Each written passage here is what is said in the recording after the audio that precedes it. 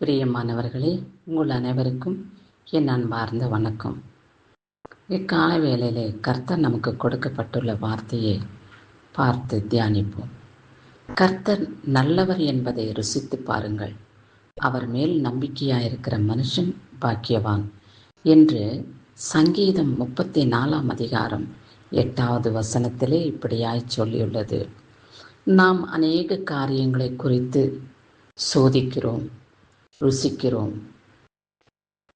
ஆனாலும் கூட அவைகளிலே நமக்கு ஒரு நிம்மதி இல்லை, சமாதானம் இல்லை, சந்தோஷம் இல்லை. ஆகிலும் கூட நாம் அந்த செயல்பாடுகளை தொடர்ந்து கடந்து வருகிறோம். இவைகளிலே நமக்கு தோல்வியே அல்லாமல் வெற்றியும் ஜெயத்தையும் காண்பதில்லையே என்று உணரக்கூடிய இருதயம் நமக்குள்ளே இருக்க மாட்டேங்குது. நாம் கர்த்தரை நம்பி இருக்கும் பொழுது, அவரை நம்பி அவரை சார்ந்து வாழும் பொழுது நமக்கு பலவிதமான ஆசீர்வாதங்களை ருசிகரமாக மாற்றக்கூடிய தேவனை தேடுவோம். அவர் அண்டையிலே நிற்போம். அவர் பாதத்திலே நாம் அமர்ந்து நல்ல ஒரு ஆசீர்வாதத்தை பெற்றுக்கொள்வோம். அவருடைய பிள்ளைகளாக முத்திரிடப்படுவோம் என்ற ஒரு ஞானமும் விவேகமும் நமக்கு இராமல் போகிறது. அப்படி சொல்வோம் என்றால், நம்மளை ரட்சிக்கக்கூடிய தேவனை துதிக்காமல், நம்மை பாதுகாக்கக்கூடிய இயேசு கிறிஸ்துவை நாம் வணங்காமல், இதுவோ மண்ணையும் கல்லையும் பலவிதமான விஷப்பூச்சிகளையும் கால்நடைகளையும் தெய்வமாக கொண்டு வணங்கி வருகிறோம். அது மாத்திரமல்ல, சூரியனுக்கு கூட நமஸ்காரம் செய்கிறோம். சூரியனை படைத்தவர் யார்? மிருகங்களை, பூச்சிகளை, விலங்குகளை, கால்நடைகளை படைத்தவர் யார்? அவரை தானே நாம் துதிக்க வேண்டும், அவரை தானே நாம் தொழுது கொள்ள வேண்டும் என்ற நினைப்பை சாத்தான் நமக்கு கொடுக்காமல், சாத்தான் கர்த்தருடைய உறவை விட்டு நம்மளை பிரித்து விடுகிறான். ஏனென்றால் பலவிதமான சிக்கல்களிலே நாம் ஈடுபடுத்தி பல பாவங்களை செய்து அவருக்கு முன்பாக நாம் குற்றம் உள்ளவர்களாக காணப்பட வேண்டும் என்பதே சாத்தானுடைய நோக்கம். அவனுடைய நோக்கத்தை நாம் நிர்மூலமாக்கி போட கர்த்தர் நல்லவர் என்பதை ருசி பார்க்க வேண்டும். கர்த்தர் நல்லவர் என்பதை ருசி பார்க்க அவரை அண்டி வாழ வேண்டும். அவரிடத்திலே நாம் பல காரியங்களை பெற்றுக்கொள்ள வேண்டும். இயேசு கிறிஸ்துவினிடத்திலே இவைகளை கேட்டுக்கொண்டால் நிச்சயமாகவே நமக்கு பலன் உண்டு. அவர் ஆசீர்வதிப்பார். அவர் நம்மை கைவிட மாட்டார். அவர் நம்மோடு கூட இருப்பார்.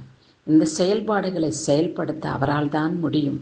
நமக்கு ஜீவனை கொடுத்து நம்மளை ஆசீர்வதிக்க இயேசு கிறிஸ்துவை தவிர வேறு ஒரு இடத்திலிருந்தும் நமக்கு ரட்சிப்பும் சுகமும் பலனும் ஆசீர்வாதமும் வருகிறது இல்லை என்று நாம் உணர வேண்டும். அப்பேற்பட்ட நம்பிக்கை பாத்திரவான்களாக அவரிடத்திலே நாம் ஜீவிக்கும் பொழுது பாக்கியவான்களாக கர்த்தர் நம்மை ஒவ்வொருவரையும் ஆசீர்வதிக்கிறார். அவர் ஆசீர்வதிக்கும் பொழுது அந்த ஆசீர்வாதத்தை தடுக்க ஒருவனாலும் இயலாது, ஒருவனாலும் அதை தடை பண்ண முடியாது. ஏனென்றால் அவருக்கு மேலே பெரியவர் ஒருவரும் இல்லை என்பதுதானே நிச்சயம். ஆகையாலே என் சகோதரனே, சகோதரியே, கர்த்தரை நம்பியிருங்கள், கர்த்தரை சார்ந்திருங்கள், கர்த்தரையே நோக்கி அமர்ந்திருங்கள். நல்ல பங்கை பெற்றுக்கொண்டு ஆசீர்வாதங்களினாலே நிரப்பப்பட்டு பரலோக ராஜ்யத்துக்கு சித்தமுள்ளவர்களாக பரிசுத்தமாக்கப்படுவோம். நாம் அவர் அண்டையிலே நிலைத்திருக்கும் பொழுது பாவங்களை செய்ய நம்முடைய இருதயம் துணியாது. பரிசுத்த ஆவியானவர் அந்த பாவங்களை செய்யக்கூடாதபடி தடுப்பார். அப்பொழுது நாம் அவருடைய பார்வையிலே ஆசீர்வதிக்கப்பட்டவர்களாக மாத்திரமல்ல, பரிசுத்தமுள்ளவர்களாகவும் கூட காணப்படுவோம். இப்பேற்பட்ட பாக்கியத்தை பெற்றுக்கொள்ள ஆயத்தமாயிருங்கள். இந்நாளிலே பிறந்த நாளையும் திருமண நாளையும் காண்கின்றவர்களை கர்த்தர் ஆசீர்வதித்து காத்து கொள்வாராக. இந்த நாளிலே திருமண நாளுக்கென்றும் பிறந்த நாளுக்கென்றும் பலவிதமான ருசிகரமான பதார்த்தங்களை நாம் உண்ணுவோம். ஆகையிலும் அவைகளை காட்டிலும் கர்த்தர் நல்லவர் என்பதை ருசித்து பார்த்து அவர் மேல் நம்பிக்கையாயிருந்து பாக்கியவான்களாக தேர்ந்தெடுக்கப்பட்ட ஆத்துமாக்களாக நீங்கள் நிலைத்திருக்க வேண்டும் என்பதே கர்த்தருடைய நோக்கமாயிருக்கிறது. ஆமாண்டவரே, உம்மை நல்லவர் என்பதை ருசி பார்க்கக்கூடிய இருதயத்தையும் ஞானத்தையும் புத்தியும் எங்களுக்கு கொடுத்து எங்களை உம்முடைய பிள்ளைகளாக முத்திரிடப்பட்டு நாங்கள் உம்முடைய ராஜ்யத்துக்கு சித்தமுள்ளவர்களாக காணப்பட கிருபை காட்டும்.